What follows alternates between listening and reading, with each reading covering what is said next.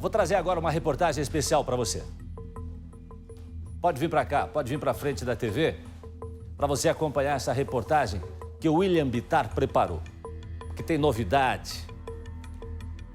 É o seguinte, é o assassinato do prefeito de Rio Branco do Sul que ganha um novo capítulo 11 anos depois do crime.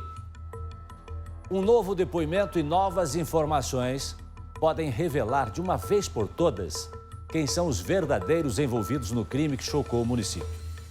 Prefeito jovem, querido na cidade e aparentemente sem problemas com ninguém. Adel Rutz, um dos prefeitos mais novos eleitos em Rio Branco do Sul, foi vítima de uma emboscada. E 11 anos depois, informações e depoimentos que trazem revelações sobre o caso. Me jogaram no piso da minha casa, me pegaram um saco plástico da minha sogra, que ela tinha comprado um guarda-roupa, me afogaram, me deram um monte de pancada lá na frente da minha mulher e eu pedindo, pelo amor de Deus, que não fizesse aqui na frente dela, que ela estava grávida. Ele falou, não, se você não ajudar nós, nós vamos afogar ela no tanque. E quando eu falei assim, eles pegaram e me trouxeram para ali na delegacia de Rio Branco. Mentiras, traição, chantagem e uma emboscada que tirou a vida do político querido na cidade de pouco mais de 32 mil habitantes. Nesse vídeo, antes do assassinato, ele participou da festa de aniversário de Rio Branco do Sul e comemorava a entrega de ônibus para o município. Mal sabia ele que antes de tudo isso, a morte já estava programada. Nós estamos aqui no número 94 da rua Domingos de Faria, em Rio Branco do Sul, na região metropolitana de Curitiba. Foi exatamente aqui que o Adel começou a ser perseguido. Ele estava chegando em casa naquela noite. Quando ele parou o carro aqui na frente, 2 homens em uma moto se aproximaram e acabaram atirando algumas vezes contra o veículo. O Adel conseguiu fugir pelo banco do passageiro e ele saiu correndo por cerca de 2 quadras. Mas vários outros tiros foram dados contra ele, pelo menos 12. Nessas imagens da época, Adel passa correndo, tenta fugir dos assassinos, mas logo atrás, um homem o persegue e atira várias vezes. Não demorou muito e a polícia chegou até os suspeitos. A moto que teria sido utilizada no crime se envolveu em um acidente, mas o piloto e o garupa fugiram por uma mata. Mas foi rastreando de quem seria a moto que a polícia chegou nos suspeitos. Ao longo das investigações, 3 pessoas foram apontadas como sendo aquelas que planejaram a emboscada contra o prefeito: Daniel Jeremias dos Santos, Selmo dos Santos e Fábio Faria. Conforme a polícia, Daniel e Fábio foram as pessoas que atiraram contra o Adel e Selmo quem deu cobertura para o crime. Mas os próprios suspeitos, quando foram presos, apontaram quem seria a mandante do crime: Josiane Portes de Barros Rutz, a primeira-dama, a esposa do prefeito de Rio Branco do Sul. A motivação do crime teria relação com uma traição de Josiane e os bens do casal.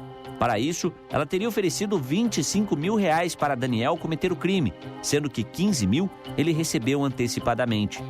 Foi assim que ele teria convencido Fábio e Selmo a participarem da execução. Fábio Faria chegou a dar detalhes do crime ao GAECO do Ministério Público do Paraná. No depoimento, ele disse que conhecia Daniel e Selmo e que todos eles tramaram a execução de Adel. E que quem teria contratado eles foi justamente a esposa do prefeito da cidade. Mas quando Fábio foi interrogado na justiça, ele mudou toda a história. Se for preciso, eu peço perdão de joelho por uma mentira dessa aí, porque jamais eu ia julgar uma pessoa sem conhecer, mas nunca na vida. Você se considera inocente? Me considero inocente. E você foi torturado? Fui torturado. Para se autoacusar. E ameaça também, doutor. Eles ameaçaram toda a minha família. E eu espero que eu saia dessa, doutor, porque eu não matei ninguém, não. Além disso, Josiane teria dado um aparelho celular aos criminosos para manter a comunicação. Ela também mudou o aparelho, segundo o próprio motorista que estava com Josiane naquele dia. Depois que foi solta, também negou ter envolvimento no crime. Só que aí, uma tia da Josiane também entrou nessa história. Ela recebeu ligações no próprio estabelecimento. Ele ficou ligando, né? Ele ligou, eu achei que era o telefone do meu irmão, daí respondi e perguntei, mas o que ficou devendo? Daí ele, não se trata da se trata da viúva. Ele falou para mim. Daí eu falei, mas o que tem a viúva? É que eu matei o cara e ela ficou devendo para mim. E você vai pagar. Mas como que eu vou pagar? Eu não sei de nada. Exigindo que queria o dinheiro. Pois é, uma pessoa estava cobrando os R$10 mil que Josiane ainda estaria devendo pela morte do marido. Os mandantes e seus motivos nós temos já para colocar aos jurados. E isto passa quilômetros de distância da acusada Josiane. Josiane foi acusada injustamente, falsamente, por motivos que nós diremos no plenário do Tribunal do Júri.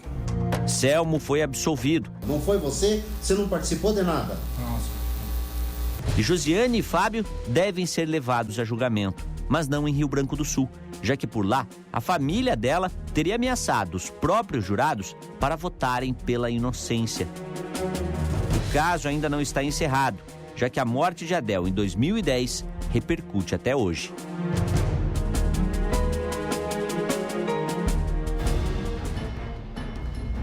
Bom, nós vamos conversar agora com o William Bittar ao vivo. Ele está no Tribunal do Júri.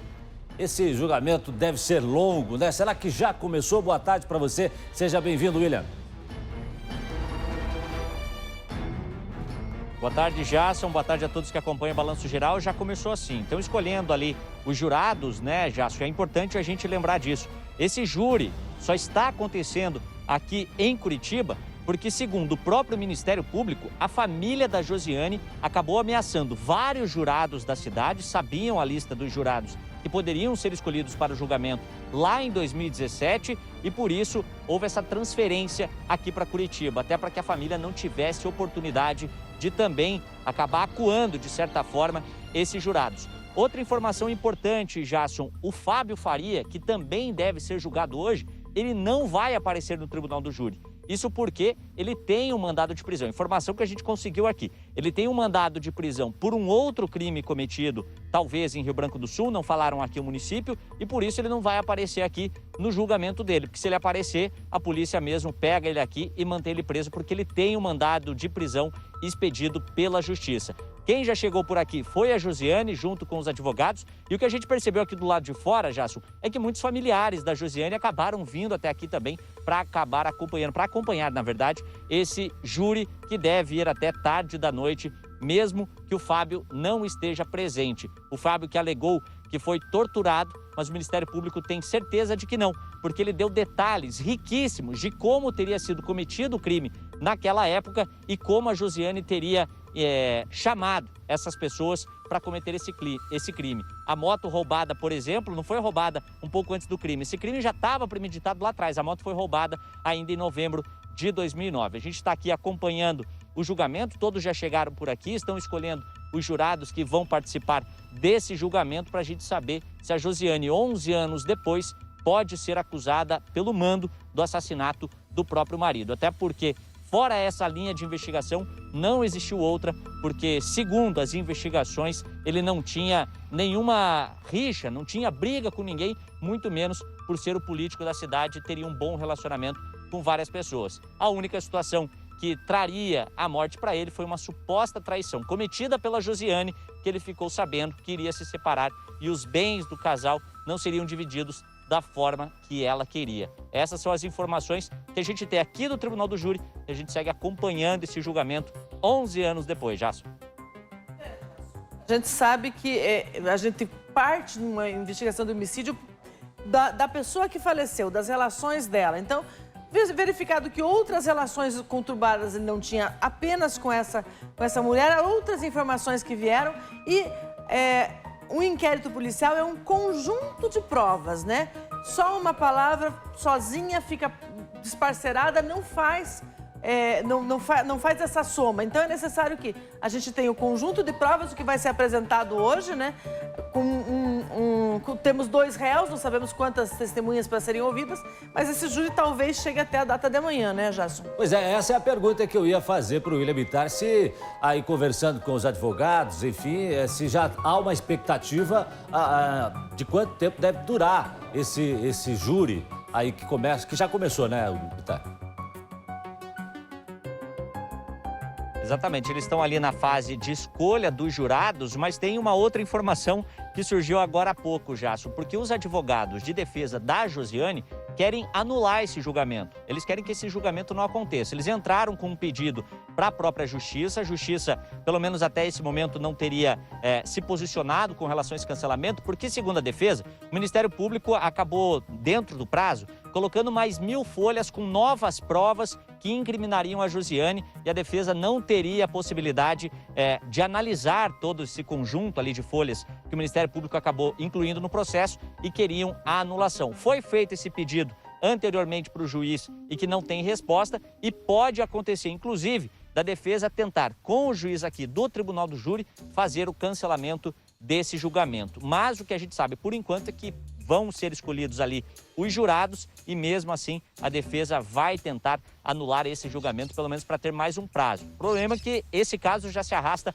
há muito tempo. São 11 anos já que a família do Adel está esperando por um julgamento, porque não tem ninguém condenado por esse crime até hoje, e a Josiane, que senta no banco dos réus, pode se levantar, pode ir para casa, caso esse julgamento seja adiado novamente. É uma possibilidade, mas o que, se for mantido o julgamento, ele deve ir só até hoje, ele deve acabar hoje ainda, mas deve chegar ali às 11, até meia-noite, quase a madrugada de amanhã. Jasson. Obrigado, William Bittar, que segue acompanhando, e novidades, notícias a gente traz para você aqui no Balanço Geral no decorrer. Na sequência também no Cidade Alerta com Paulo Gomes, né? E amanhã aqui no nosso BG.